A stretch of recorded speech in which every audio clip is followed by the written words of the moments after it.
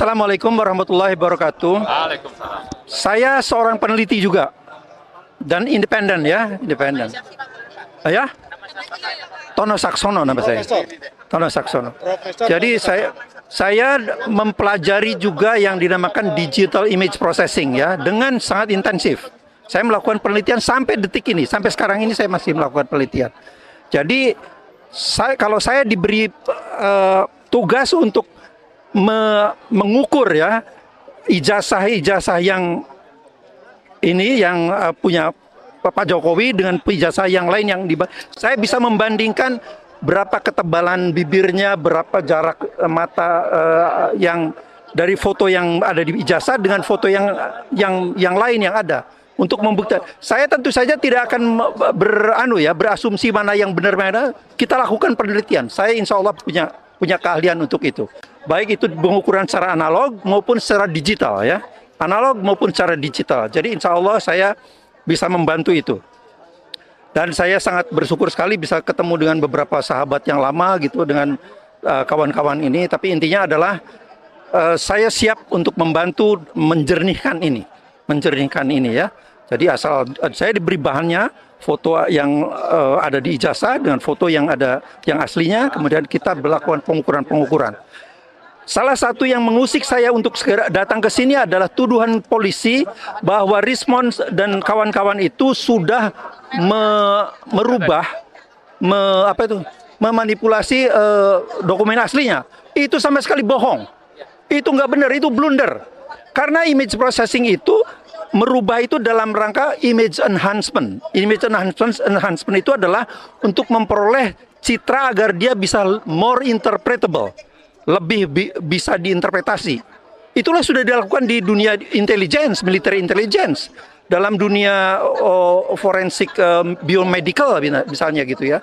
Itu kan kalau ada sel kanker itu dipotret, kemudian potretnya itu dianalisis secara digital kan ya. Itu dari teknik image processing. Saya menggunakan software-software seperti itu. Jadi itu untuk astronomi, untuk mendeteksi kehadiran objek-objek misalnya ada pesawat yang musuh gitu ya oleh para militer sejak Perang Dunia kedua ini sudah dilakukan. Jadi ini teknologi sudah sangat canggih sekali. Jadi tuduhan polisi itu sama sekali tidak berdasar ya. Dan itu menurut saya blunder. Merubah itu untuk lebih interpretable, tapi ya dasar yang asli, foto yang aslinya kan masih ada. Jadi tidak merubah itu. Itu adalah dalam rangka untuk menganalisis saja kan gitu. Jadi ini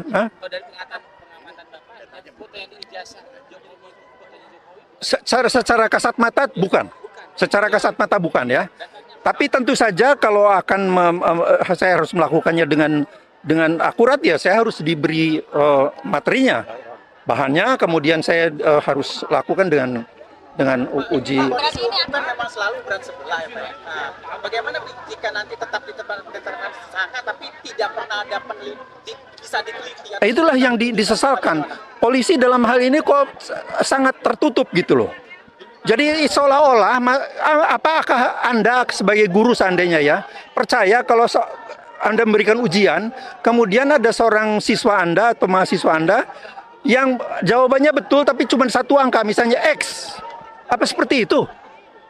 Bisa dianukan benar? Nggak bisa dong. Kalau dia tidak menguraikan itu ada satu proses bagaimana memperoleh hasil X itu kan tidak bisa diterima, ya enggak?